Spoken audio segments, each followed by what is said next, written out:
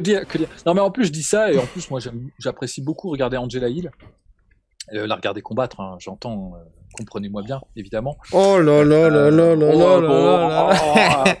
en plus de ça, je la trouve plutôt mignonne, donc il y a pas de mal, il y a pas de mauvaise pensée. Hein, mais je trouve qu'elle est très intéressante à voir combattre parce que justement, ce que je disais à propos de Casey Kenny, de la construction d'un jeu en striking, je trouve que c'est une des rares filles qui le fait. Mais non, mais c'est vrai parce que Commentaire de Flanté94, comprenez-le bien, comprenez-le bien. ouais, bah forcément, comprenne qui pourra. Ouais. Non, mais notamment pour les fins connaisseurs, elle avait fait une série de photos avec Jessica Penny. Je laisse ça en suspens, vous ferez vos recherches et vous comprendrez ce que je veux dire. Mais néanmoins, au-delà de ça, c'est une des rares nanas qui a, je crois, elle a un bilan négatif à l'UFC, il me semble, elle a 8 victoires et 9 défaites. Elle gagne un combat, elle en perd un, elle gagne un combat, elle en perd un. Mais elle reste toujours compétitive. Même dans les combats qu'elle perd, je crois que son dernier combat contre Claudia Gadelha, où pareil, franchement, ça m'aurait pas choqué que ça passe de son côté. Elle a cette capacité, elle construit son jeu. En fait, ce qui lui manque à Angela Hill, c'est bon, déjà, je trouve qu'elle n'est pas nécessairement très complète. Tu peux la zapper un peu en lutte et en grappling. Mais au-delà de ça, je pense que c'est une question de physicalité.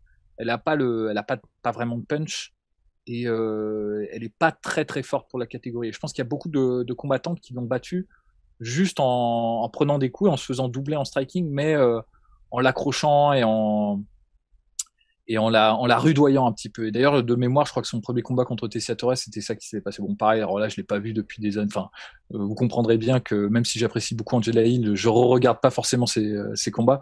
Mais c'est intéressant parce que justement, elle a cette capacité de construction, de créer des pièges. Il y a des trucs qu'elle fait que j'aime bien, c'est, par exemple, tu vois, elle va faire une esquive sur un côté, elle va changer de garde, elle va revenir avec le crochet. C'est des trucs que tu vois même pas chez les mecs, tu vois. Ça, donc, elle a des tricks et des constructions qui sont vraiment très intéressants à regarder et d'autant plus chez les combattantes féminines parce que il y a un écueil. Bon, je vais pas me faire des amis en disant ça, mais c'est vrai que on ironise souvent sur les combattantes féminines. Alors il y en a qui sont excellentes hein, et dont qui peuvent en inspirer même même au niveau des mecs. Hein, ça y a pas de doute.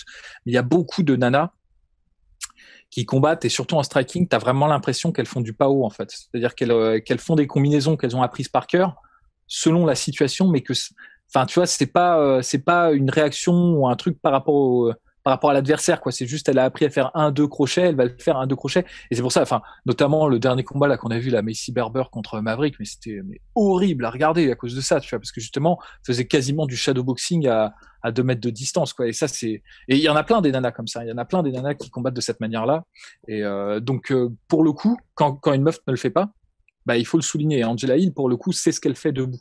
Le problème, c'est qu'il manque certains trucs dans son jeu. En fait, il manque. Principalement, elle pourrait être très très bonne si elle avait un peu plus de mordant dans ses frappes. Et je pense honnêtement, hein, je pense qu'elle peut battre Tessia Torres, mais elle peut la battre. Mais je pense que c'est Tessia Torres qui va gagner parce qu'à mon avis, on va avoir droit à une redite du premier combat. C'est-à-dire que je pense que dans la distance de striking, ça va être elle qui va dominer, mais elle fera pas suffisamment mal à Tessia Torres, et donc Tessia Torres qui a un jeu un peu plus complet, un peu plus rude, un peu plus rugueux, va gagner la décision. Je pense. Hein, bon, j'avance sur mon prono, mais je pense que c'est ça qui va se produire. Et ça m'embête parce que je pense que c'est dommage. Angela Hill, il lui manque peu de choses pour être vraiment efficace.